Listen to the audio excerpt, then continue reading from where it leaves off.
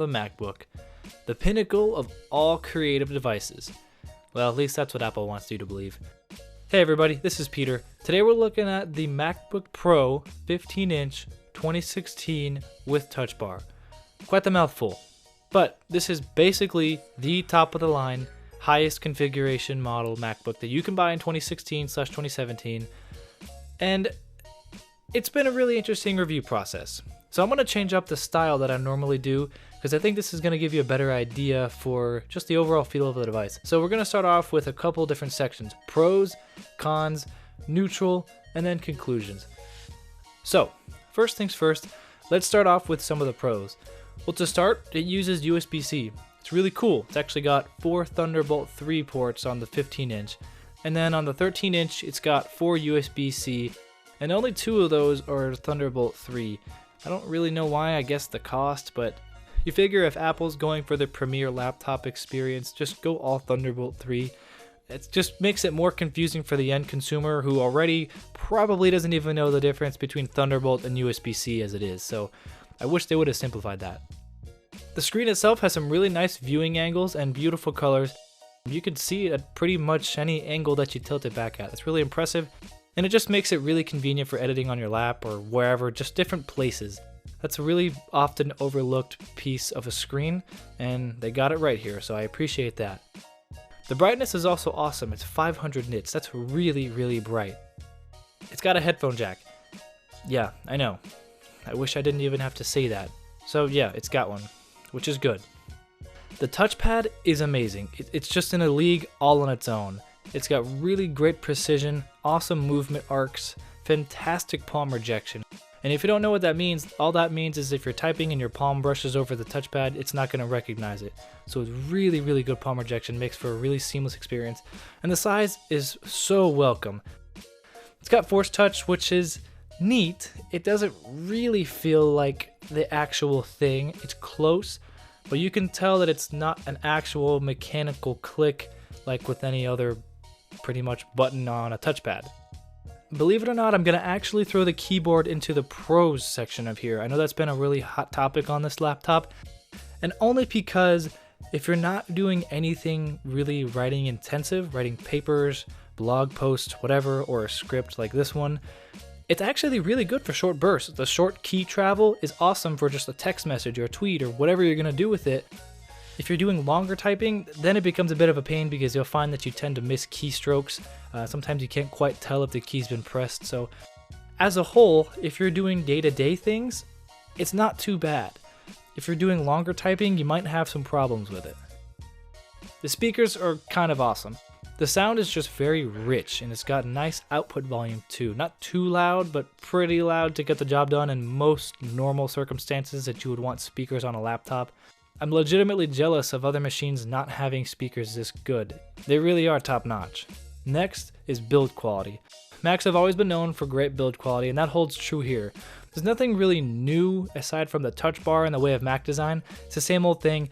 Not to say that's bad per se, but it's just very distinctly Mac. And if you like that, then you're gonna feel right at home here.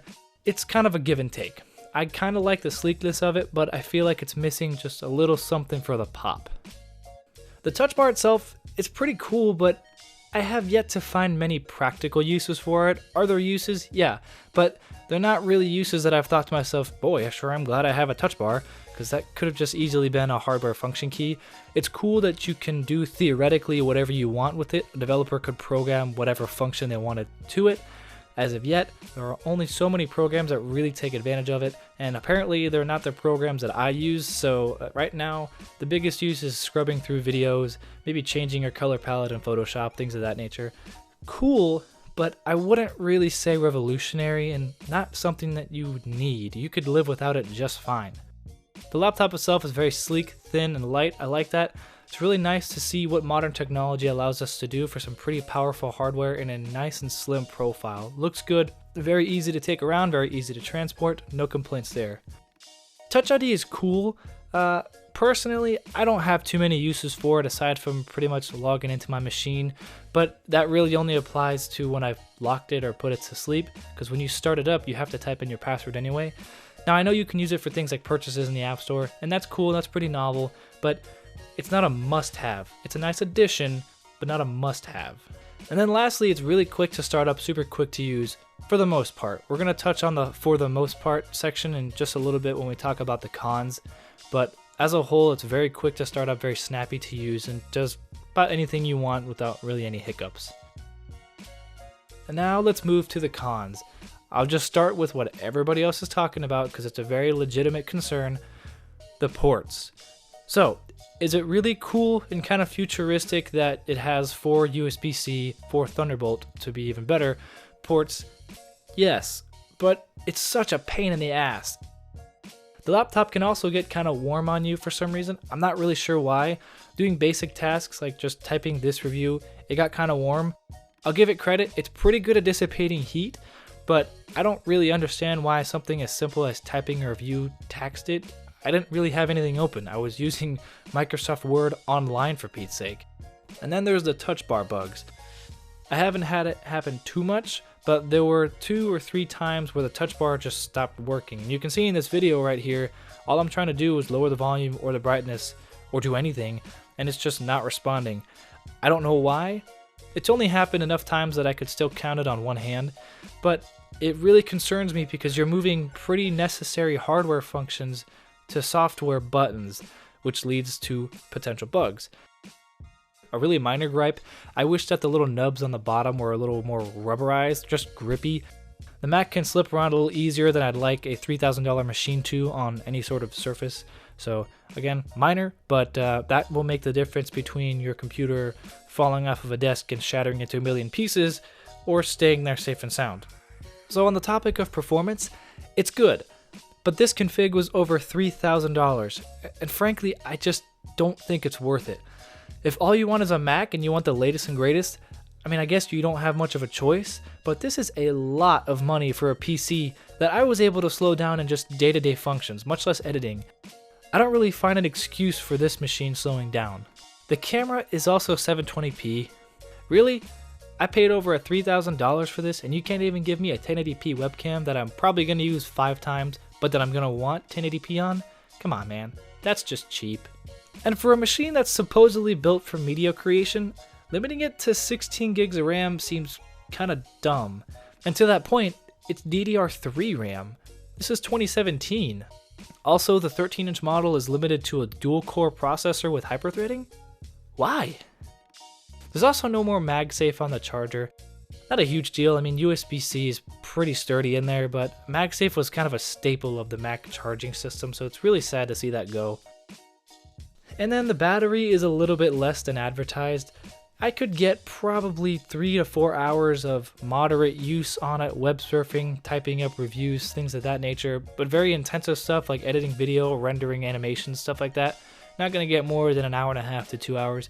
Now the hour and a half to 2 hours, that's to be expected. Most performance laptops aren't going to last much longer than that doing performance things, but for the day-to-day things, that's kind of disappointing. And then finally, still no touchscreen. Maybe not even just for this model, but there's no touchscreen option at all. And then now the neutral. The touch bar is cool, and maybe it's just that I don't use programs that utilize it well, but I think it's kind of gimmicky and kind of useful. It's not something that you should go out of your way to buy this computer for, in other words. It's cool, and maybe in the future it'll have better prospects, but for right now, it's just kind of there with a couple of neat little features here and there. And then the keyboard is really oddly satisfying to type on as far as the sound is concerned. It's a really weirdly just satisfying click. Just take a second here and listen to it.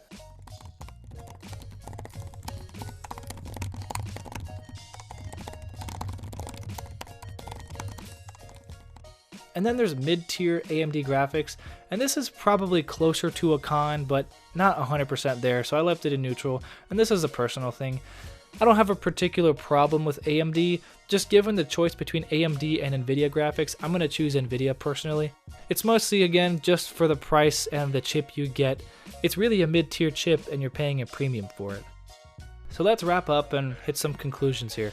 The MacBook Pro 2016 is pretty good, but I wouldn't really call it Pro, which is disappointing considering just how damn expensive it is. This is a good laptop that missed the mark on being a potentially great laptop. Now, whether that was Apple trying to increase their margin knowing people are going to buy it anyway, or some other reason I just can't think of, it only gets a good from me. They're charging a premium for a device that only performs about 90% as well as I expected to, with hardware that should be found on less expensive machines.